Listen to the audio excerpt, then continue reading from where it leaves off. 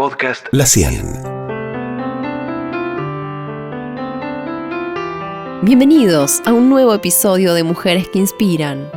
Hoy vamos a hablar de una escritora, editora, traductora, pionera y defensora de los derechos de la mujer. Una de las figuras intelectuales más destacadas del siglo XX, marcó un antes y un después en la libertad de las mujeres. Dedicó su vida a las letras. Ella es Victoria Ocampo. Mujeres que Inspiran.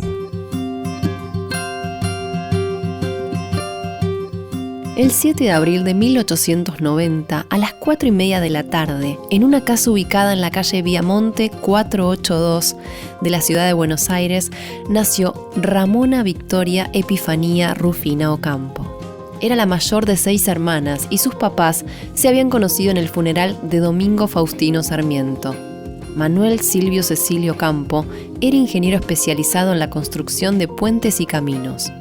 Su mamá, Ramona Máxima Aguirre, era una apasionada por la música. Victoria la definió como una madre perfecta, cariñosa y protectora. Los tatarabuelos de la escritora participaron en la Revolución de Mayo y en la independencia de Argentina. Una familia de clase alta que formó parte de la cultura nacional y era consciente de su propio deber cívico. Victoria afirmaba que en su casa se hablaba de historia argentina como si fuese un asunto de familia.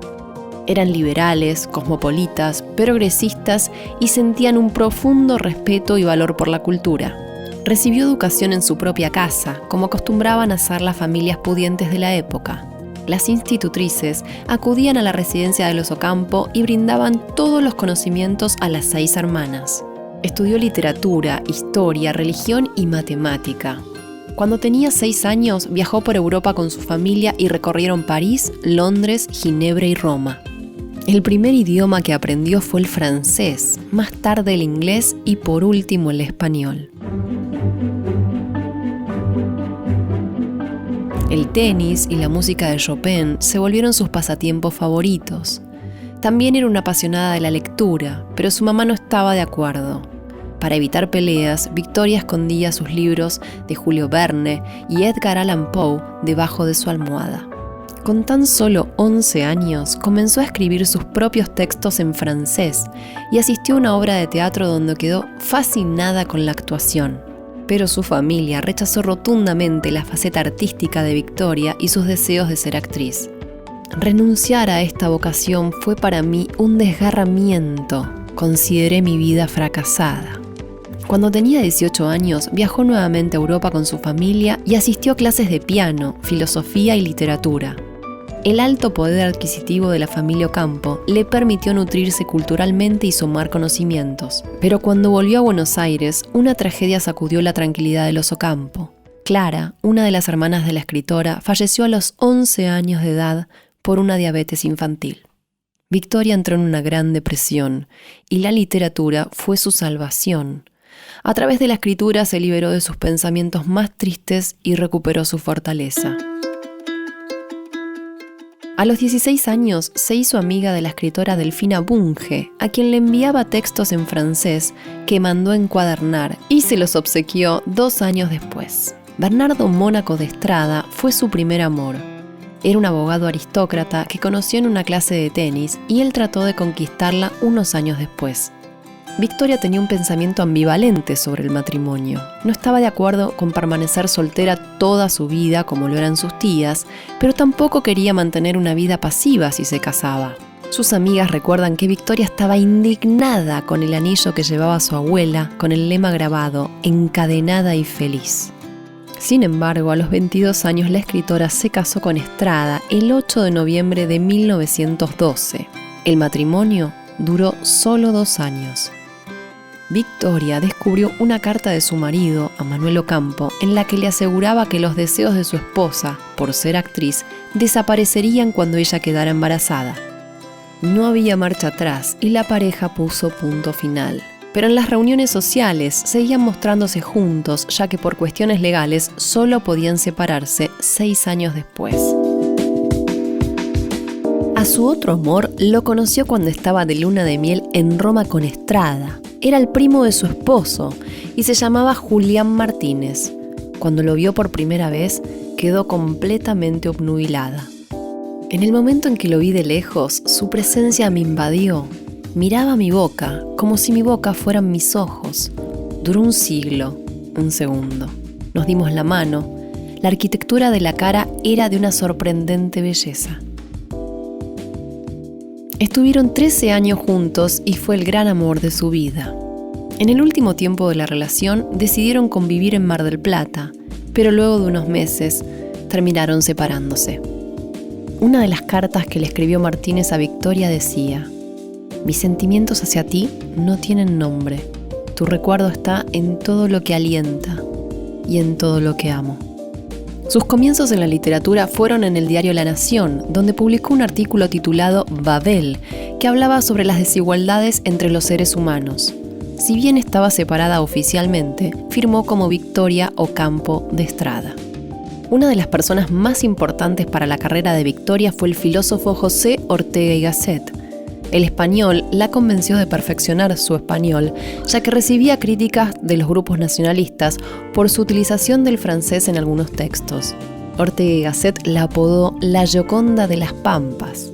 Con 30 años de edad comenzó a publicar ensayos literarios y después los reunió en su primer libro titulado De Francesa a Beatriz, publicado en 1924.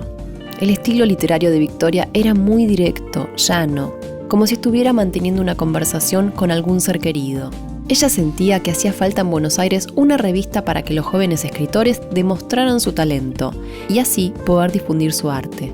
Le contó la idea a su papá y él dijo: «¿Te vas a fundir, Victoria?». Como era de esperar, las palabras de su padre no la desmotivaron y fundó la revista Sur, impulsada por el novelista Waldo Frank y el filósofo español Ortega y Gasset. El primer ejemplar de la revista salió a la luz el 1 de enero de 1931 y se agotó rápidamente con una tirada de 4.000 ejemplares. Fue vendida también en París y Madrid. Según el cuñado de Victoria, el escritor Adolfo Bioy Casares, fue un desafío para ella, como abrir un camino en la selva.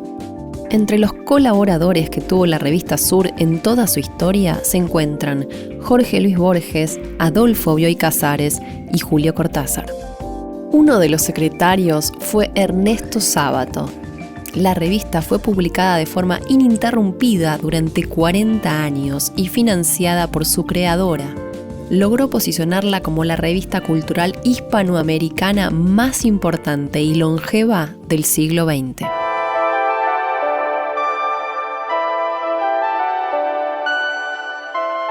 En 1933, Ocampo fundó la editorial Sur con el objetivo de llevar la literatura extranjera de la época al pueblo argentino. Así llegaron a traducirse por primera vez en el país textos de Federico García Lorca, Virginia Woolf y Albert Camus.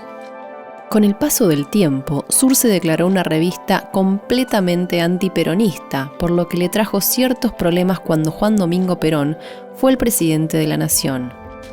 Fue detenida y allanada mientras se encontraba en Mar del Plata, y medios de todo el mundo, incluido The New York Times, pidieron por su libertad. La escritora, más allá de haber sido liberada, continuó bajo los ojos del gobierno. Fue una de las primeras mujeres argentinas en publicar lo que escribía, en vestir pantalones y en presidir actos junto a intelectuales y artistas que escandalizaban a la sociedad de su tiempo.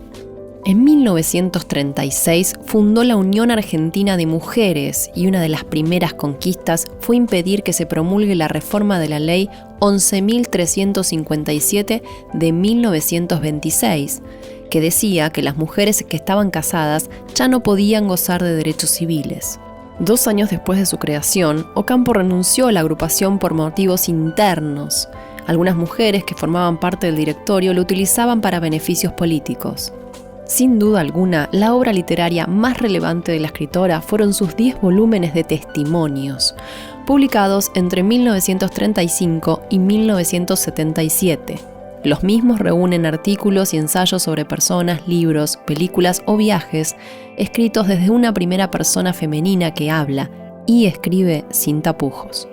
Entre sus logros más importantes sobresale el hecho de ser la primera mujer argentina que obtuvo la licencia de conducir. Además, fue la única latinoamericana invitada a los juicios de Nuremberg, en los cuales se condenaron a los criminales de la guerra nazi.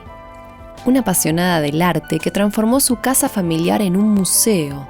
A principios de los 40, la escritora heredó la propiedad Villa Ocampo en San Isidro y la convirtió en su residencia. La casa estaba repleta de muebles, obras de arte, fotografías y recuerdos familiares. También incluyó su biblioteca personal, integrada por más de 11.000 volúmenes, muchos de ellos escritos por la misma autora o dedicados por reconocidos autores como Pablo Neruda o Alejandra Pizarnik. Además de ser el espacio de Victoria, fue el lugar de encuentro de figuras como María Elena Walsh y Saint-Exupéry. El mundo literario estaba rendido ante las obras literarias de Victoria, y en la década del 60 logró obtener reconocimientos en varios países. Además de ser designada presidenta del Fondo Nacional de las Artes, en 1962 Francia la nombró Comendadora de la Orden de las Artes y las Letras. En la ceremonia dijo: "Una vez más he saboreado material y espiritualmente a París. Lo que los franceses me dan lo acepto como un certificado de amor a Francia. Y a mi amor se dirige, y es mi amor, no yo, quien se siente digno de él". Junto con Borges, fue condecorada con la Orden de Comendador del Imperio Británico por la reina Isabel II.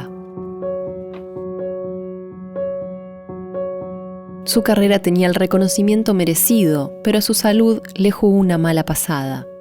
Cuando tenía 73 años, en un viaje a París, sintió fuertes dolores en su boca y le diagnosticaron cáncer bucal. Fue operada y a partir de ese momento debió utilizar una prótesis que le permitía comer, beber y hablar. Se mantuvo estable hasta que años después, en un viaje a Estados Unidos, sufrió una recaída y debió someterse a una operación y tratamientos nuevos.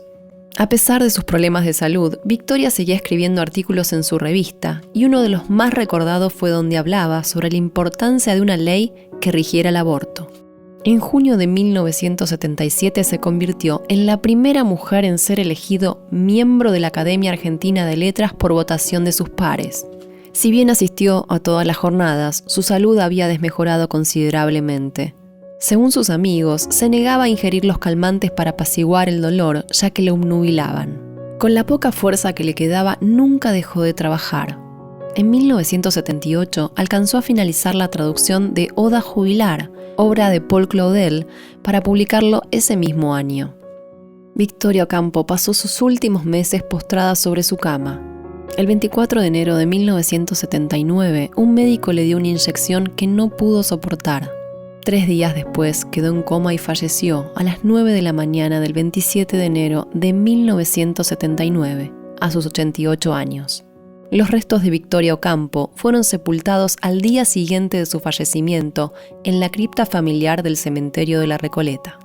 A modo de autocensura y de respeto por sus más íntimos pensamientos, Victoria Ocampo pidió que después de su muerte se cumpliera su deseo expreso de quemar determinados manuscritos, cartas y carpetas, entre ellos los relativos a su salud.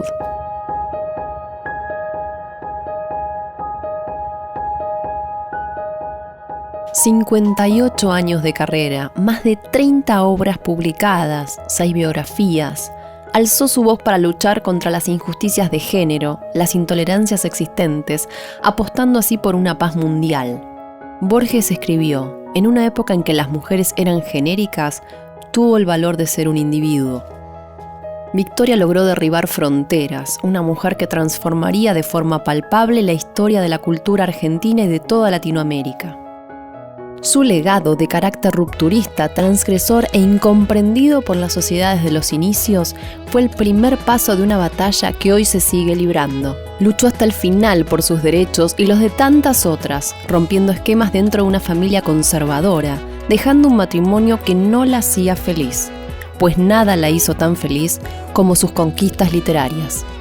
Y para despedirme de este podcast, quiero leer sus palabras que son su verdadera huella en este mundo.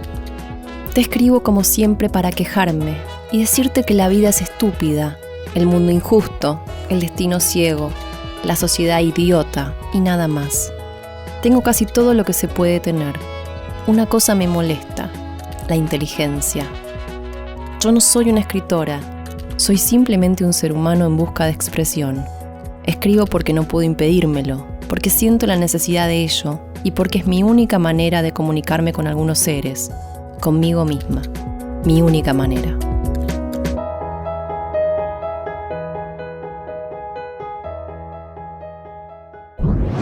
Podcast La 100.